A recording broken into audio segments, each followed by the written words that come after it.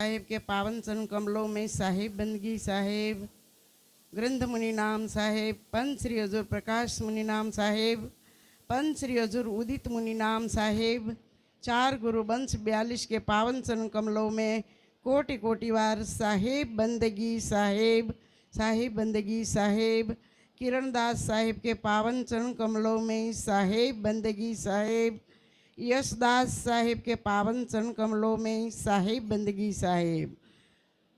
अँ पधारेला संतो महंतो हंसो सती सेवको आप बधाईना चरण कमलों में कोटि कोटि वार साहेब बंदगी साहेब।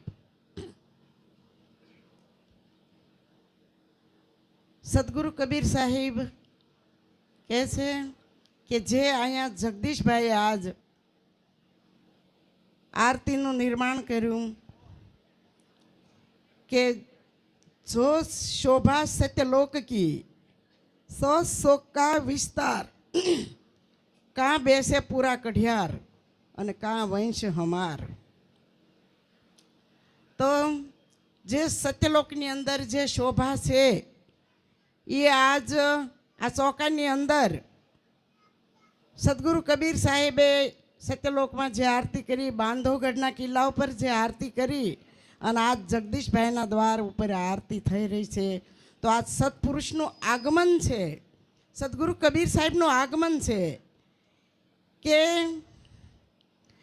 आज જેના માટે आरती શેના માટે કરવાની છે કે ભાઈએ કીધું કે જેના ઘરે આરતી થાય એના દુઃખ દારિદ્ર વેચાય, મંગળમાં શબ્દોમાં બધાયમાં આવ્યું કે તનનો રોગ આવ્યો જાય, મનનો રોગ આવ્યો જાય, જન્મ મરણ મટી જાય કે જો આપણે સાચા ભાવથી કરીએ તો आज सदगुरु ने आमंत्रित किया। आज चौका पर यशदास साहेब बिराजमान छे, पण साहेबे कीधुं छे के हंसा पग आसन पर दीन्हा, सत्य कबीर कबीर कई दीन्हा, हंसा भार रति नहीं लागे, सत्य कबीर कई अने चौका पर जे भार आपे बधो भार सदगुरु ने सौंपी दे छे तो पोताने बिल्कुल भार लागतो नथी, पछी सदगुरु संभाળી લે છે બધું। तो आज આપણે સદગુરુના દરબારમાં કે आज અહીંયા જગદીશભાઈના ઘરે આપણે બધા આવ્યા છીએ આરતીના દર્શન કરવા માટે।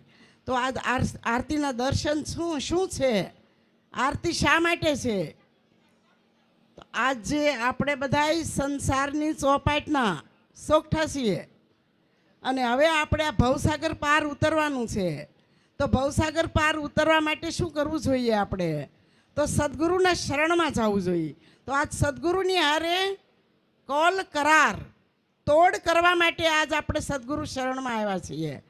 જે સદગુરુના શરણમાં આવ્યા છે, જેણે નામ દાન પાન પરવાના પ્રાપ્ત કર્યા છે એના માટે તો અલગ વાત છે, પણ જે નવા જીવ છે, જે નવા હંસો છે, જે નવા ભક્તો છે એના માટે ખાસ જરૂર છે કે આજ આપણે તોડ કરવાનો છે સદગુરુની સાથે।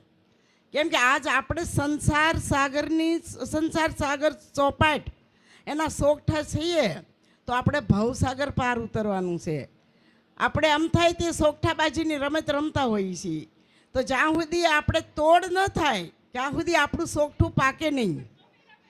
તોડ થાય પછી તો આપણું સોગઠું પાકવા જાય, જ્યાં સુધી તોડ ન થાય ત્યાં સુધી આપણું સોગઠું ચારે કોર ભમ્યા કરે। એમ સાહેબ આપણને કહે છે કે લાખ 84 ભટક કે પોપર અટકી આય, અબકી પાસા ન પડે તો ફિર 84 માં। તો આપણે લાખ 84 યોનિઓ ભટકી અને આજ મનુષ્ય તનની અંદર આવ્યા છીએ। તો આજ આપણે મુક્તિના દ્વાર ઉપર ઊભા છીએ અને આજ નામ પાન પરવાના તોડ સદગુરુ હારે કરવો હોય તો કરી લેવાનો સમય છે આજ। કેમ કે આજ નામ પાન પરવાના આજ આપણે બધાય કાળ પુરુષનો ખોરાક છીએ। આપણી મસ્તક ઉપર કાળ હર હંમેશ બેઠા છે કાળ પુરુષ, પણ સાહેબ કહે છે કે કાળ કભી ઝૂકતા નહીં। आज આપણું શરીર ઝૂકે છે, કાળ કભી ઝૂકતા નહીં है। तो काल क्यारे झुके? तो साहेब कैसे कि कर बंदगी सतगुरु साहेब की, काल नमावे माथा, जगमा गुरु समान नहीं कोई दाता। જો સદગુરુ શરણમાં આવી અને આપણે તન મન ધનથી દિલથી બંદગી કરી તો અહીંયા કાળ પણ ઝૂકી જાય છે. કાળ એટલો બધો ઓલો નથી. કાળ પુરુષ એમ કહે છે કે હુંય ઝૂકી જાઉં અને આવા હંસને મારા મસ્તક ઉપર થઈને હું સત્યલોકમાં જવા દઉં છું. તો આજ આપણે બધા કાળ પુરુષનો ખોરાક છીએ. કાળ કોળિયો કરવાનો, પણ એના માટે આજ તોડ કરવાનો સદગુરુની હારીએ. કેમ કે આજ આપ નાળિયેર લઈને બધા હંસો આવ્યા છે, ભક્તો નાળિયેર લઈને આવ્યા છે અને આજ સદગુરુને અર્પણ કરીએ છીએ આપણે નાળિયેર. આપણે બે પહેલાં આપણા અહીંયા દ્વારપાળ છે ભગવાન નિરંજન ભગવાનના બે બાજુ જમણી ને ડાબી બાજુ દ્વારપાળ બે છે અને એની રક્ષા કરી રહ્યા છે. તો આપણે જ્યારે નાળિયેર ચલાવીએ છીએ ત્યારે બે દ્વારપાળ આગળથી આપણે રજા લઈએ છીએ કે હું આજ સદગુરુ શરણમાં જાઉં છું. તો રજા લીધી આપણે, પછી બે કાને અડાડીએ છીએ નાળિયેર આપણે. તો એક કાને સત્ય પુરુષનો વાસ, એક કાને કાળ પુરુષનો વાસ. તો કાળ પુરુષને આપણે કહીએ છીએ કે હું આજ સદગુરુ શરણમાં જાઉં છું. પરમાત્મા જમણા હાથે જે નાળિયેર આપણે કાને અડાડીએ છીએ તો આપણે કહીએ છીએ કે માલિક હું આપના શરણમાં આવી છું, મારી રક્ષા કરો, મને કાળ બંધનથી તો છોડાવો, કાળની બેડિયું મને લાગી ગયું તોડાવો. આપમાં એ તાકાત છે કે આપ તોડાવી શકો એમ. તો જીવ આવો પ્રાર્થના કરે છે સદગુરુ શરણમાં નાળિયેર લઈને જાય ને. અને આપણે 3 વખત આપણે ઉતારીએ છીએ, ત્રિકુટીમાં અડાડીએ, આપણે ગળે અડાડીએ છીએ. તો ગળે શા માટે અડાડીએ? ગળે માયાનો વાસ છે કંઠમાં. તો માયાને કહીએ છીએ કે આજ હું સદગુરુ શરણમાં જાઉં છું. અને અહીંયા ત્રિકુટીની અંદર અડાડી છે તો ત્યાં નિરંજન ભગવાન કાળ પુરુષનો ત્યાં સ્થાન છે, એને આપણે કહીએ છીએ કે આજ હું સદગુરુ શરણમાં જાઉં છું. તો આજ બધાની રજા લઈ અને આજ સદગુરુ શરણમાં આવ્યાને નાળિયેર માલુમ કર્યું. તો જે સદગુરુ છે એ કાળ પુરુષને કહે છે કે આ જીવ આજ મારા શરણમાં આવ્યો છે. તમારો ખોરાક હતો પણ એ જીવ બદલે જીવ આપે છે, જીવ બદલે જીવ નાળિયેરમાં. કે આજ અજામુની નામનો જીવ નાળિયેરની અંદર અજામુની નામનો જીવે પ્રવેશ કરેલો છે. તો આજ સદગુરુમાં એ સામર્થ્યતા છે કે આજ આપણા જેવા જીવને પણ મુક્ત કરે છે અને નાળિયેરની અંદર અજામુની નામનો જે જીવ છે એને પણ સદગુરુ મુક્ત કરે છે. આજ બેયને સદગુરુ મુક્ત કરે છે. તો આજે સદગુરુ આરે કોલ કરાર કર્યા કે સદગુરુએ કાળ પુરુષને કીધું કે હવે આ જીવ મારા શરણમાં આવ્યો છે એટલે હવે તમારા દાવ પેશ આ જીવ ઉપર નહીં હાલે, કેમ કે આજ મારા શરણમાં થઈ ગયો છે. તો કાળ પુરુષ સ્વીકાર કરે છે કે હા સાહેબ, તમારા ચરણોમાં આવે એ તમારો, મને ભજે એ મારા. આ પહેલો તોડ થઈ ગયો, નાળિયેર માલુમ કર્યું.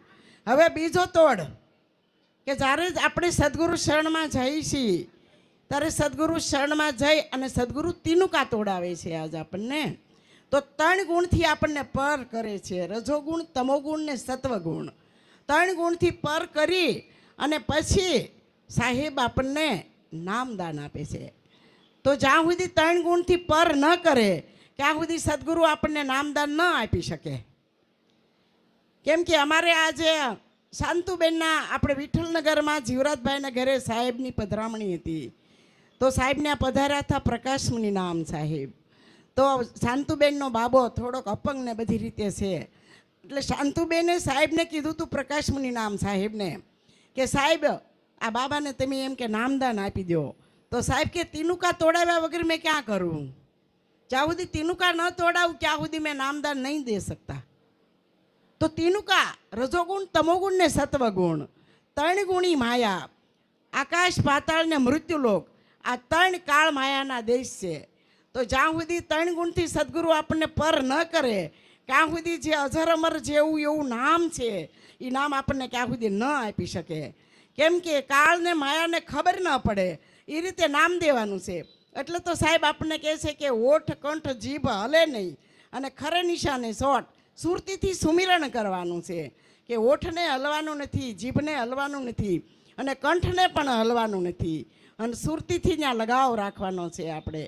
તો આ 3 ગુણથી પર કર્યા પછી સદગુરુ આપણને નામદાન આપે છે અને નામદાન આપ્યા પછી સદગુરુ આપણને છેલ્લે પરવાનો આપે છે. તો પરવાનો આપે છે ત્યારે સદગુરુ કહે છે કે હવે તોડ થઈ ગયો સદગુરુ હારે. કોલ કરાર જે કરવાના હતા એ આપણી જેવા જીવને સદગુરુ સાથે કોલ કરાર તોડ થઈ ગયો. પછી છેલ્લે સદગુરુ અમરલોકનું પાસપોર્ટ કોપી આપણને આપે છે, લાયસન્સ. વિઝા તો કરાવ્યા અત્યારે સદગુરુને અરે વિઝા શરૂ છે. આ વિઝા છે આપણા. જે જીવ સદગુરુ શરણમાં આવે છે એ વિઝા કરાવે છે. આ તમારે મંજીભાઈ વિદેશ જાય તો એને પહેલાં એ વિઝા કરાવે, પછી એને પાસપોર્ટ કોપી મળે, અને પછી પ્લેનમાં બેસીને એ વિદેશ જાય છે, બહારના દેશમાં. તો આપણે બહારના દેશમાં જવાનું છે. આ લોક આપણો નથી, અહીંયા તો બટવાના લોક છે, કોઈ નહીં આપણા. અહીંયા કોઈ આપણા નથી. આપણું કોણ છે? તો આપણે આ લોક અહીંયા તો જ્યાં સુધી શ્વાસા પરમાત્માએ આપણને જ્યાં સુધી આપ્યા છે ત્યાં સુધી આપણે અહીંયા રહેવાનું છે. અને અણમોલ આપણને સમય મળ્યો છે, તો એ સમયની અંદર ભજન કરી લેવાનું છે. એક એક તક આપણી, એક શ્વાસ આપણો ખાલી જાય છે તો 3 લોકનું મૂળ ગુમાવી દઈએ છીએ. અને એક આપણી ઘડી જાય છે તો લાખો રૂપિયાની ઘડીને આપણે ગુમાવી બેસી છીએ. કે સદ વિચારો વગર, ભક્તિ વગર, નામ સુમિરણ વગર લાખોની ઘડી આપણી હેળે વહી જાય છે. એટલા માટે સદગુરુની સાથે તોડ થઈ ગયો. અને હવે સદગુરુ પછી છેલ્લે પરવાના આપે, તો પરવાના સદગુરુ આપે ત્યારે આપણે ગ્રહણ કરવાના છે. એ અમરલોકની પાસપોર્ટ કોપી છે કે આ પાસપોર્ટ કોપી તારી આગળ રાખજે. જેથી તારે સત્યલોકમાં જવાનું થશે તારે કાળ પુરુષ આડા ફરવાના જ છે. આપણે એનું ખાધું છે, એનું પીધું છે, એનું વાપર્યું છે, એનું સબ કુછ વસ્તુ એની વાપરી છે આપણે. એટલે જેથી આપણે આપણા દેશમાં જવા નીકળશું તેથી કાળ પુરુષ તો આડા બેઠા છે. તો એ કહેશે કે હવે મારા દેશમાં તમે રહ્યા, ખાધું પીધું વાપર્યું, પવન પાણી અગ્નિ બધું મારું વાપર્યું, અન્ન જળ, તો હવે એના માટેનું તમારે મને કરજ ચૂકવવાનું છે. તો એ મને તમે કરજ ચૂકવો. તો આજ નામની કમાણી એ કરજ ચૂકવાય છે. અને ભજનથી સત્યલોકના દરવાજા ખુલે છે આપણા માટે. અને આ જ્યારે નિરંજન ભગવાન રોકે છે ત્યારે એને પાસપોર્ટ કોપી, અમરલોકનું લાયસન્સ છે, પરવાના છે.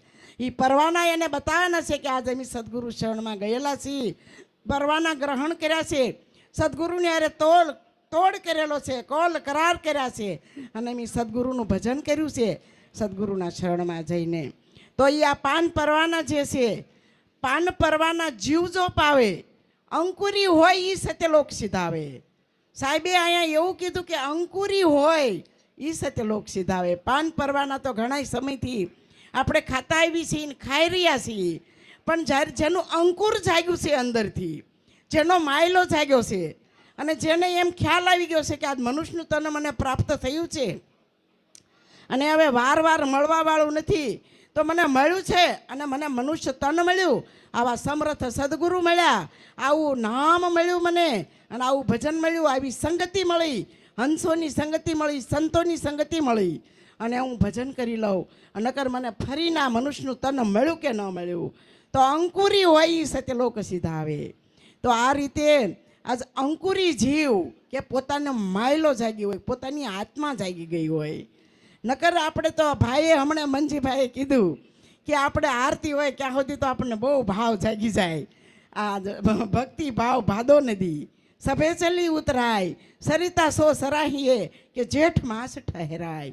ભક્તિ કાયમિકના માટે સંગઠનની અંદર હોય તો એવો ભાવ હોવો જોઈએ.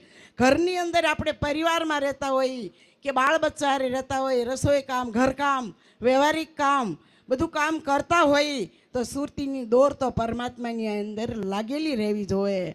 અને સત્યની અંદર આપણી સત્યની હારે આપણો તાર લાગેલો રહે. મુખથી નામ સુમિરણ કરી અને ભજન જ્યારે સમય મળે, આપણને એકાંતવાસ મળે ત્યારે ભજન, નામ સુમિરણ, ભજન, અને શ્વાસમાં નામ લઈ અને રોમની અંદર આપણે નામના શ્વાસા રોમમાં પ્રગટ થઈ જાય. એવી રીતે આપણે ભજન કરવાનું છે. આપણને સંતો, મહાપુરુષો, ભક્તો, સદગુરુ કહી રહ્યા છે તો આપણે આમાં જાગી જવાનું છે, સચેત થવાનું છે, એકદમ જાગૃત રહેવાનું છે. નકર આ જાગૃત નગરી નહીં થાય આપણી તો સાહેબ કહે છે કે નામ ભજન વિના નહીં નિસ્તારા, જાગે મૂર્ખ મન ક્યું સૂતા, જાગૃત નગરીમાં ચોર નહીં લૂંટે અને જખ મારેગા જમદૂતા. તો આજ આપણી નગરીને જાગૃત કરવાની છે. નામથી, ભજનથી સત્યથી, દયાથી, પ્રેમથી, પરોપકારથી, જીવ દયા, આત્મ પૂજાથી, શુભ વિચાર, ઊંચા વિચાર, સત્ય વિચાર જીવનમાં, તો સદગુરુ ધીમે ધીમે આપણી પર રીઝી જશે. બસ આટલું કહી મારી વાણીને વિરામ આપું છું. અને ઘડીક શાંતુબેન અમારે બોલશે.